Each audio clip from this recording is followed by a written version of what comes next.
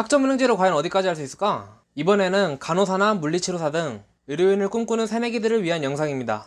뒤늦게라도 자신이 하고 싶은 것을 찾아 시작하려고 하는 학생분들, 그러나 간호학과 같은 보건계열은요, 다른 학과보다 편의 조건이 까다로워서 고민이 많으실 텐데요. 힘들게 다시 재수 준비를 해야 할지, 간호조무사 학원이나 다닐까 하시는 분들, 그렇게 그냥 포기하실 건가요? 어떻게 해야 이 같은 보건계열로 들어갈 수 있는지 한번 알아보도록 하겠습니다. 렛츠 고!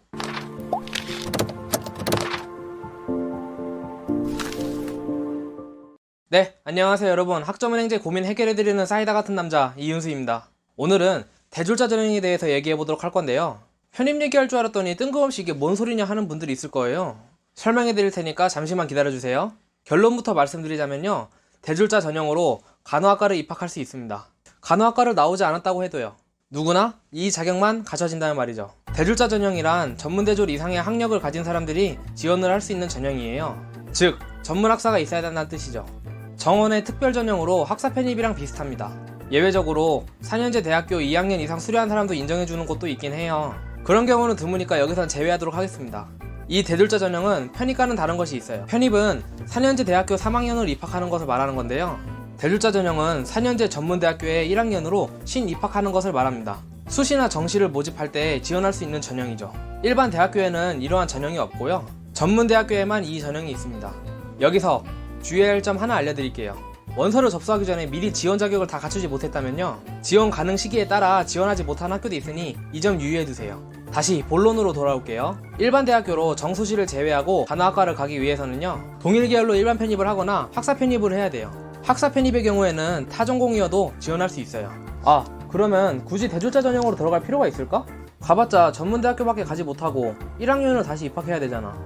학사 편입으로 하면 일반 대학교 3학년으로 입학할 수 있는데, 자, 이 두 전형은 장단점이 있습니다. 고졸 기준으로요, 학사 편입을 하려면 자격을 갖추는데 1년 반에서 2년 정도 걸립니다. 또한 편입시험을 준비하기 위해 따로 공부도 해야 되고요. 대졸자 전형을 하려면 자격을 갖추는데 1년이면 됩니다. 또한 대부분의 전문대학교는 전적대 성적과 면접만 보고요, 편입시험 없이요. 진입장벽에 한해서는 정말 쉽다는 것입니다. 그럼 어떤 학생들이 대졸자 전형을 준비해야 할까요? 의료인이 되고 싶지만 공부를 잘 못하거나 자신이 없는 분들, 1학년부터 제대로 배워보고 싶은 분들, 학벌에는 별 신경 안 쓰는 분들, 이런 학생들한테 많이 추천해주는 전형입니다.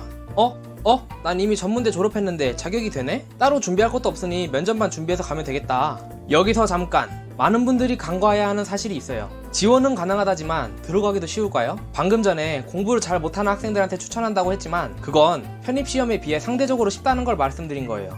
전적대 성적과 면접만으로 뽑는데 그건 뭐가 중요할까요? 면접이요?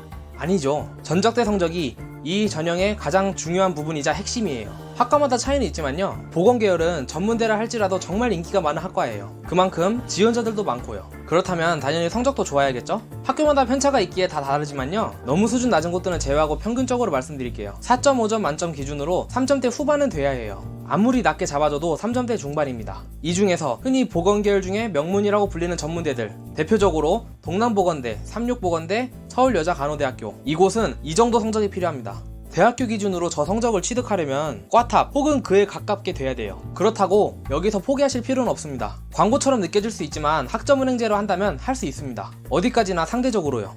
학점은행제도 마찬가지로 성적 기준이 상대평가입니다. 그러나 경쟁자들 한번 봐보실까요? 취업준비생, 편입준비생, 자격증 준비생 등등등, 이분들이 과연 공부를 열심히 할까요? A+를 받기 위해서? 절대 아닙니다. 물론 아닌 분들도 있지만 이분들은 지원 자격을 위해 공부하시는 분들이기 때문에 성적 자체에는 별 관심이 없어요. 빠락만 안 나면 되거든요. 그렇기에 이분들보다 조금 더 열심히 공부해서 하면 되는 거예요. 평소 공부머리가 안 좋다고 해서 낙담할 건 없어요. 100% 장담은 못 해드리지만 할 수 있습니다.